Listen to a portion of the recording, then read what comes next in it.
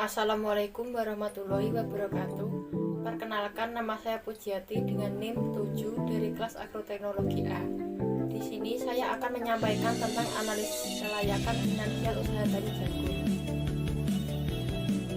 Jurnal mengenai analisis kelayakan finansial usaha tani jagung di Desa Sumari, Kecamatan Sindue, Kabupaten Donggala ini dibuat oleh Bapak Fadul, Bapak Abdul Muiz, dan Bapak Sulaiman pada Juni 2017. Jagung dipilih karena memegang peranan penting setelah beras dengan nilai gizi dan karbohidrat yang tinggi. Penelitian dilaksanakan di Desa Sumari, merupakan salah satu daerah yang menghasilkan jagung. Penentuan responden di tingkat responden usaha tani jagung dilakukan dengan metode sampel acak sederhana atau simple random sampling dengan jumlah 30 orang yang dijadikan sampel. Teknik pengumpulan data dalam penelitian ini berupa data primer dan data sekunder. Data primer diperoleh dengan cara observasi dan wawancara langsung dengan responden terpilih yang dibantu dengan daftar pertanyaan atau kuesioner. Sedangkan data sekunder diperoleh dari literatur dan instansi yang terkait dengan penelitian ini. Metode analisis yang digunakan adalah metode NPV, IRR, dan NetBC.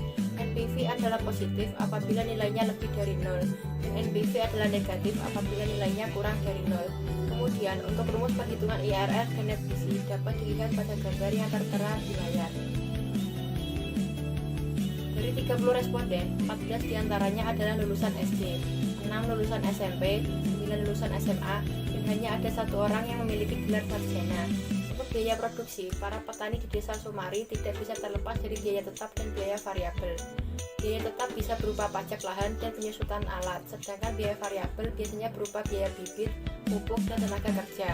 Untuk biaya tetap, mereka mengeluarkan sekitar Rp207.166, dan untuk biaya variabel adalah sebesar Rp1.650.667. Pendapatan petani dari hasil produksi jagung bisa mencapai Rp429.378. NPV merupakan nilai selisih dari manfaat atau keuntungan dan biaya pada tingkat suku bunga tertentu. NPV menunjukkan kelebihan manfaat atau keuntungan dibandingkan dengan biaya. NPV digunakan untuk memperhitungkan nilai waktu dari uang atas nilai suatu investasi. Untuk mendapatkan informasi apakah investasi yang ditanam pada masa lalu atau masa sekarang akan memberikan keuntungan di masa mendatang. Berdasarkan hasil penelitian, NPV yang diperoleh adalah sebesar Rp8.348.157 dengan tingkat suku bunga BRI Cabang Palu pada 2014 adalah 18% per tahun. Berdasarkan hasil perhitungan NPV, maka investasi usaha jagung di Desa Sumari layak untuk diusahakan. Kemudian IRR adalah metode untuk mengetahui persentase keuntungan setiap tahun. Hasil perhitungan IRR menunjukkan bahwa IRR yang dihasilkan adalah sebesar 23,85% lebih besar dari tingkat bunga bank yang berlaku. Hal ini mengindikasikan bahwa usaha tani jagung di Desa Sumari layak diusahakan. Untuk hasil perhitungan NPV per tahun selama 6 tahun dapat dilihat pada tabel.